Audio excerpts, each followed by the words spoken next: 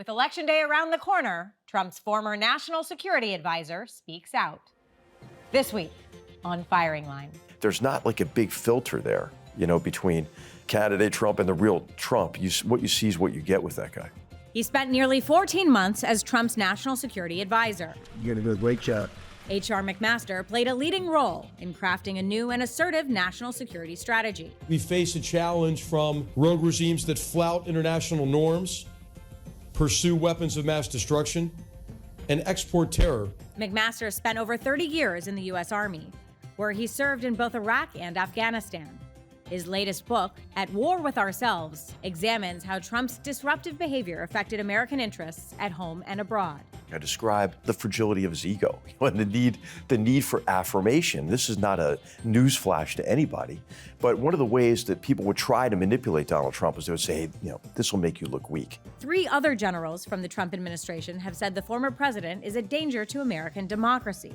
What does General H.R. McMaster say now? Firing Line with Margaret Hoover is made possible in part by Robert Granieri, Vanessa and Henry Cornell, the Fairweather Foundation, and by the following. Corporate funding is provided by Stevens, Inc. General H.R. McMaster, welcome back to Firing Line. Hey, Margaret, it's great to be with you. Thanks for having me. You're a senior fellow at the Hoover Institution, where I serve on the Board of Overseers, and I'm delighted to welcome you back for a conversation about recent developments in foreign policy. Israel and Iran have entered into a new era of direct confrontation. Mm-hmm. China has just held maritime drills around Taiwan. North Korean troops have reportedly arrived at the front lines in Ukraine, a development that President Zelensky has called the first step to a world war. Will the United States be electing a wartime president next week? Yes, Margaret, I think we already really are at war because others are at war with us. And you mentioned a lot of these actions, against Taiwan with kind of a rehearsal, it seems, of a blockade for a blockade. But also Russia is waging, I think, a shadow war against the United States and Europe already through political subversion. So it is a very dangerous period. I think the new American president is going to face, challenges to our security that we haven't experienced since at least the Cold War. Your book, At War with Ourselves, you write about, quote, helping Trump direct his disruptive nature toward what needs to be disrupted. Right. What needs to be disrupted in the world right now? Well, a lot of our policies have been, self-defeating. In particular, I think the policies toward the Middle East broadly and Iran in particular. Would you say Iran is the next president's most urgent and acute threat? Yeah. I would say it's Iran, certainly, because Iran has been waging this proxy war, against us, the great Satan. But what's new about it are the direct attacks between Iran and Israel. And then also the degree to which they are attacking international shipping, for example, in the Red Sea by the Houthis, which are a proxy of the Iranians. But also, we've learned just recently that Russia is providing a lot of the intelligence used to attack international shipping. So yes, Iran is a big part of the problem that a new president will face, but it's really the connection between Iran and this greater axis of aggressors. Secretary of State Condoleezza Rice was on this program a few weeks ago and said the U.S. has every right to go ahead and lead offensive measures against the Houthis directly. Yes, I completely agree with that. And, there's a reason for that that's economic in terms of the disruption of shipping. Yeah. But also, it's a humanitarian catastrophe in Yemen.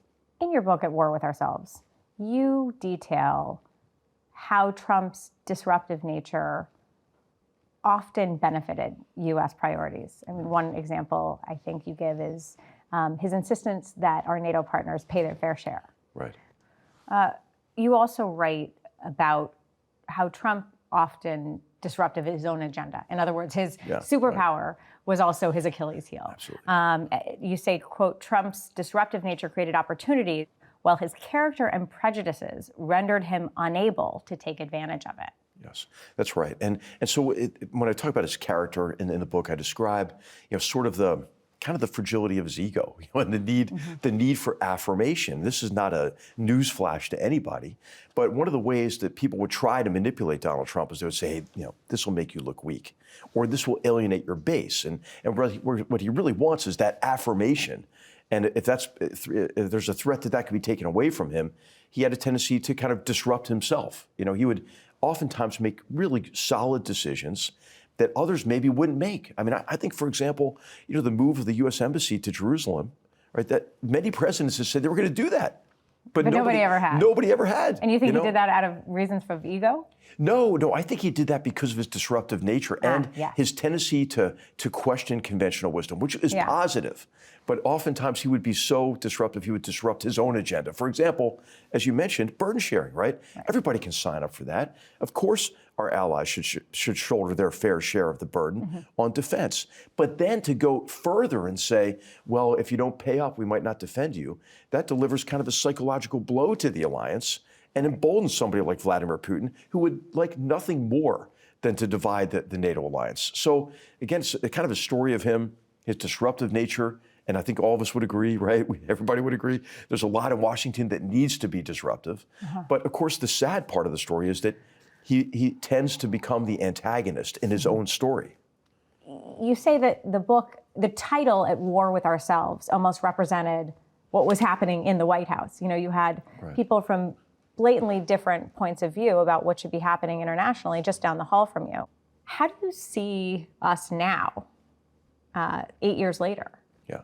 Well, I think we're in a much worse situation these days because of the dangers internationally. And what you need, I think, is you're going to need a team around a president who provides that president with a broad range of views, right? I mean, if somebody disagreed with maybe what I was predisposed toward or thought was the best decision for the president, I didn't try to exclude that. I wanted to bring in that perspective. In fact, as a historian of the National Security Council, of course, your first book that was referenced on this program when you originally on with Buckley, which we'll show a clip of, studied the National Security Council. And one of the major lessons you say you took away with that is that providing multiple options to the president is the key lesson from the Vietnam era. So this is what you always tried to accomplish? Exactly. What I learned about, when I was writing about how and why Vietnam became an American war, is that many of Lyndon Johnson's advisors decided, hey, to keep my influence with the president, I'm going to tell the president what the president wants to hear. And of course, I was resolved to not do that, to always tell Donald Trump what he didn't want to hear. Now, how did that go? It probably limited my shelf life. I mean, there's a reason why I was only there for 13 months. But it was important to you to tell him what you believe the truth was, or the hard facts? Both. And of course, every president is going to be the object of manipulation and influence, right? It's the most powerful person on earth. And so what I saw as my job is to help protect the president from those who were trying to manipulate him into particular decisions, right? To get the outcome they wanted. I wanted Donald Trump to get the outcome he wanted because he was the person who was elected. Yeah. You talk about some of your colleagues down the hall. You mentioned Steve Bannon, who would go out to alt-right media and call you the globalist general. And so, among other things. I mean, that's probably one of the most polite terms he used for you, or alt-right media would use for you. Steve Bannon was released from jail this week. There are reports that are credible reports that he will be back into the circle of influence of Donald Trump and his advisors. Americans ought to think about, it seems to me, who will be in your position, the H.R. McMaster position and the other sort of positions around President Trump and a second Trump administration as we go into this election, it seems to me. Who will be the H.R. McMaster of the next administration? Or will they all be from the same point of view, which is more of a revanchist, isolationist, J.D. Vance sort of worldview? Well, into confirmed positions, which the National Security Advisor is not, right? That doesn't require Senate confirmation. But I think there are a lot of really good people waiting to serve any president, and I would say if there's a Senator Haggerty or Cotton or somebody like that in the State Department, I'd feel pretty good about that, and so I think that it's really important. That's, of course, a confirmed position. A confirmed position. The National Security Advisor is interesting because it doesn't require confirmation, and what's unique about that job is that the National Security Advisor is the only person in the national security and foreign policy establishment who has the president as his or her only client. Yeah. And so that job is really critical because to serve the president well, you want someone who understands his or her role. You know, the Stoic philosopher Epictetus said, this is what is most important, to understand well the role assigned you. And I think when people get in trouble in Washington, or people who don't do the job as well as they should, they don't really think about what their role is, or they misunderstand it. They think, hey, my role is, as I mentioned, to manipulate the president into the decision I want. Or in the case of, the first Trump administration, this was the case for a number of people, they saw the president as an emergency that had to be contained. And so they thought it was their job to protect, the country and maybe the world from the president. I'm still wondering who the likely national security staff will be in a second Trump administration. And at least in the policy realm, we see figures that are much more aligned with J.D. Vance and his revanchism, his neo-isolationist posture. Rick Grinnell, for example, Tulsi Gabbard, perhaps, Tucker Carlson, heaven forbid, that's my editorialization. I mean, is there anyone that gives you confidence that you see on the inner circle advising him that gives you a degree of comfort? Yeah, I just don't know, Margaret. I mean, part of the that's concerning part of the if you don't story know. of the war with ourselves, part of the Trump administration, is like, who wants to sign up for that program? I mean, if it's going to be again, this sort of internal conflict and friction, and we had the friction with some of the people you mentioned, but we had the A team on that National Security Council staff. I mean, Well, that's another Matt concern. Are we Pottinger, really we going to had have the A Lisa team Curtin. second time around? Yeah, I mean, that's a concern. But I would say if anybody's listening who might want to serve in a second Trump administration, do it. Honestly, Right? but Because HR. we need you. General. Or the Harris administration. We need the best Americans to serve the president, no matter who that president is. Okay. If people read your book closely, Right. they will read what I will just say, it is not a strong affirmation for the productivity of the Trump White House or Trump's leadership style, I will say, from my reading of it. No, and it's very critical of President Trump, right? I mean, I think this is one of the things that kind of confounds some people about the book. I give him credit for what he deserves credit for, but then I'm just honest about like the bad, the good, the bad, and the ugly of the Trump administration, and I hope that readers will, make their own judgment really based on the story as I tell it, right? I'm sure an imperfect version of it, but I tried to do my best at describing what I observed and experienced in that job. Do leaders like Xi and Putin actually respect Donald Trump? Because you write about how they're constantly flattering him, and he loves flattery. And I've heard you say, at one point you told me, they're always running an operation on him. Oh yeah, right. Do they respect Donald Trump? Or are they trying to flatter him? I think they respect him. I mean, certainly they respect the office and the power of the president. But what they want to do with any president is bend U.S. policies toward their interests. And Putin's the master at it, right? I mean, he's a KGB officer, Right. And remember what he did with President George W. Bush and let his crucifix dangle out of his shirt. And he has a long history of studying and then trying to manipulate American presidents. And every previous president, right, from George W. Bush to President Obama, and I would say even President Biden, went through this arc of thinking, they can come to some kind of an entente with Putin. So I think every president has suffered under that delusion. The question is, if there's a second Trump presidency, will he learn from that? I mean, I would hope so.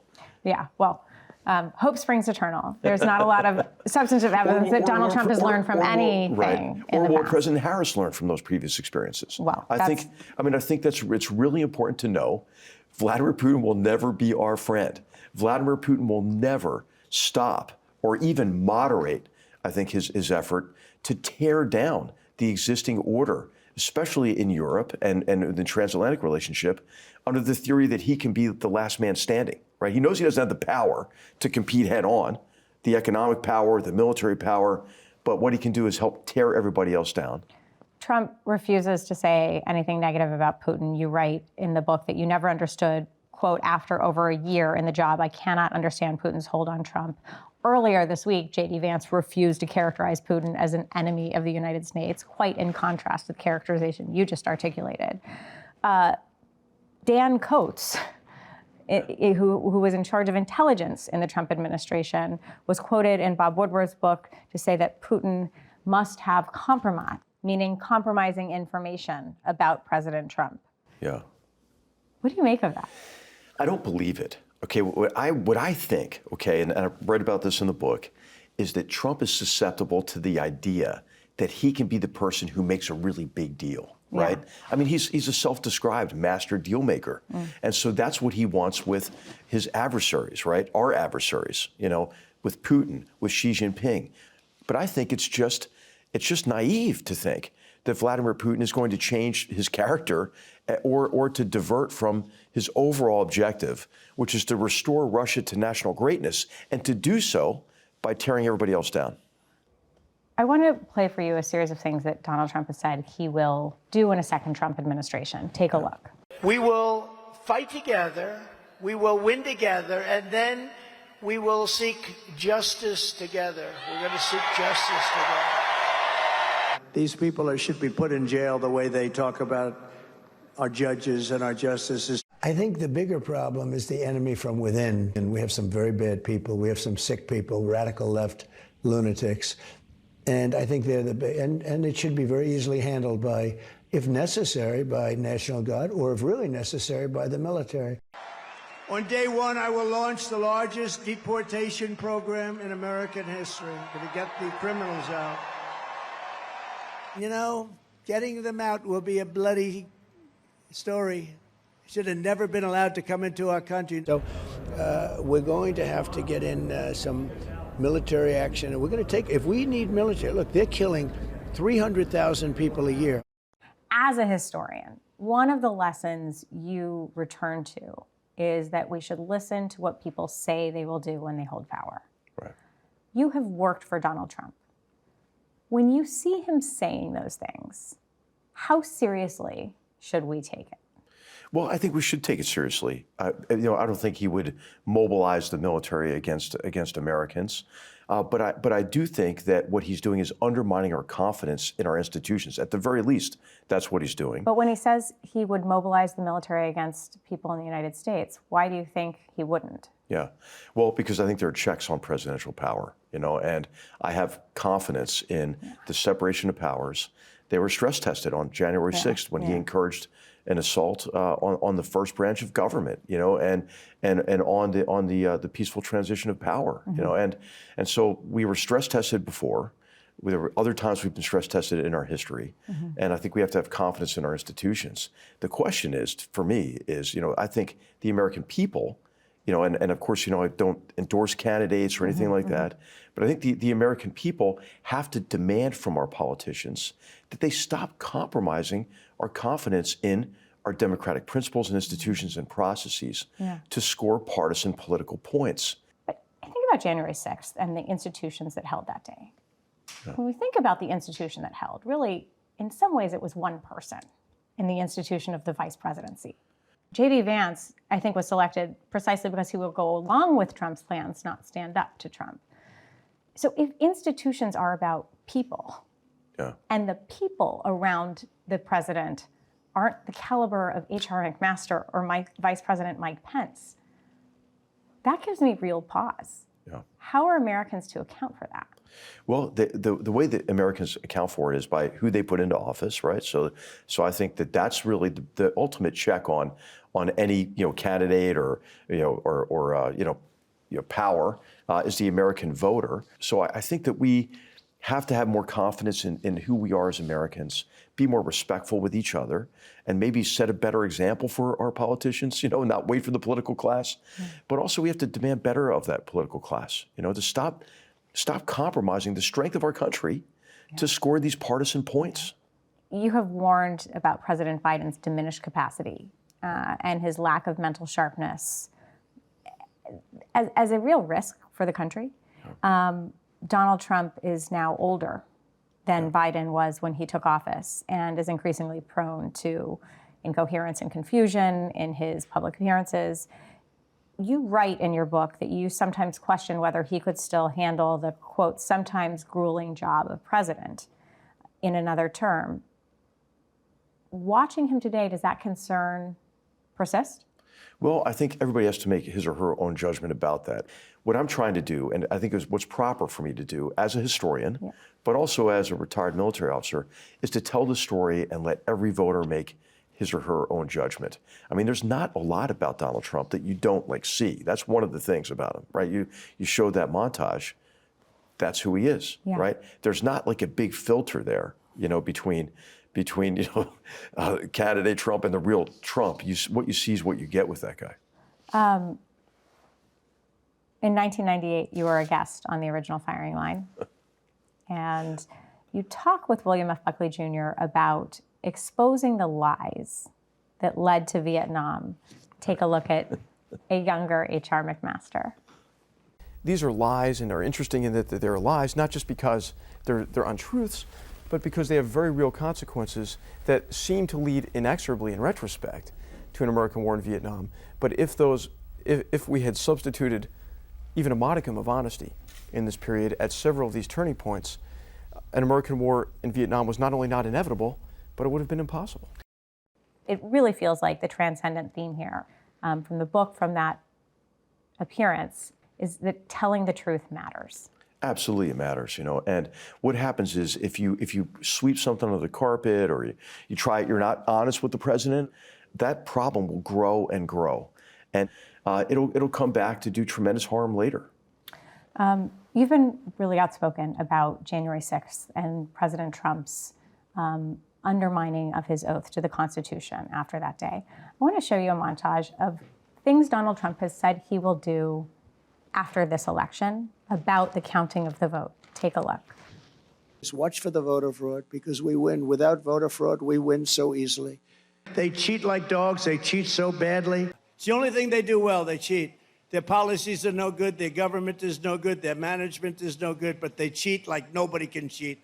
If there was no cheating, if God came down from a high and said, I am going to be your vote tabulator for this election, I would leave this podium right now. All they want to do is cheat.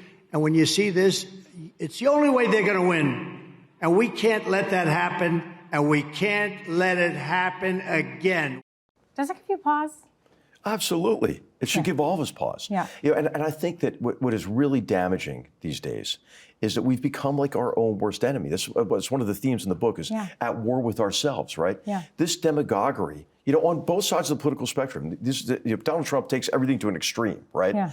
But there's demagoguery, I think, really across the political spectrum. It isn't and equal, we just though. have to call it out. There's only one candidate who's saying that if he doesn't win, it will be because it was stolen from him. That's absolutely right. And that's right. I don't think it's fair to say apples to apples. They're both doing it, because they're not. Only one candidate is doing it. Well, I do think, though, if you look at undermining of institutions, there has been behavior, right, in both political parties that have compromised our confidence in our institutions.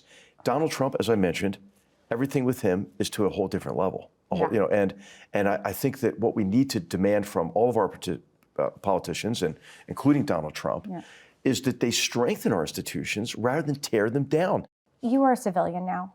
You never voted for president as long as you were part of the military. Right. Only as a civilian in 2020 did you first vote for president. That's right. But you feel very strongly personally that it's important to you to not weigh in on your political preferences directly. Right. Although I would just add, if somebody read your book clearly, they would see real doubt about your confidence in returning Donald Trump to the president. But that's just my interpretation of your book. Why is that so important to you? I think it's so important that there's this bold line, between our military as an institution and any kind of partisan politics. And it's why we swear an oath to support and defend the Constitution of the United States. Donald Trump was my 7th commander-in-chief who had served.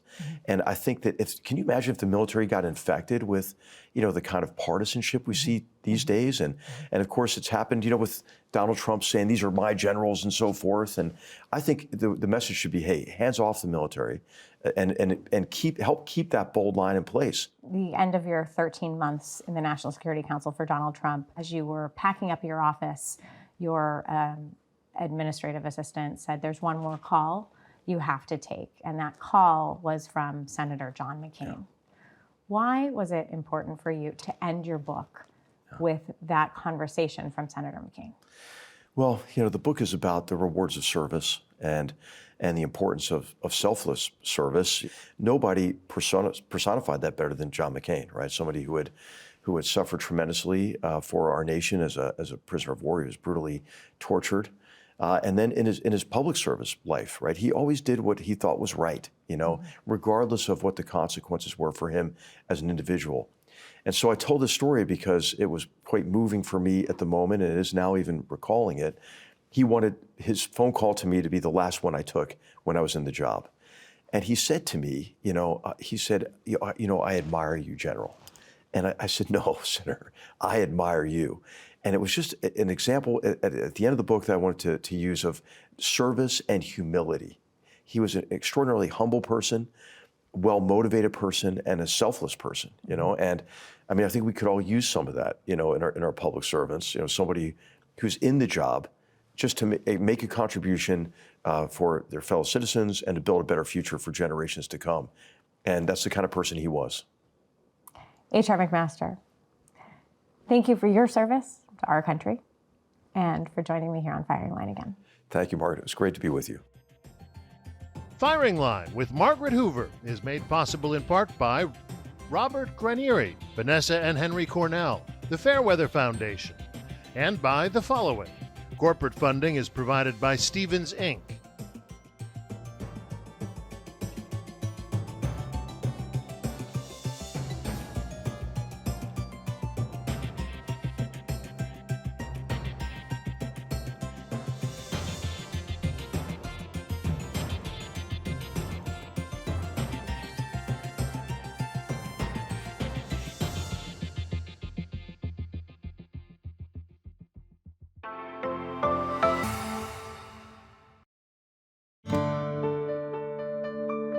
You're watching PBS.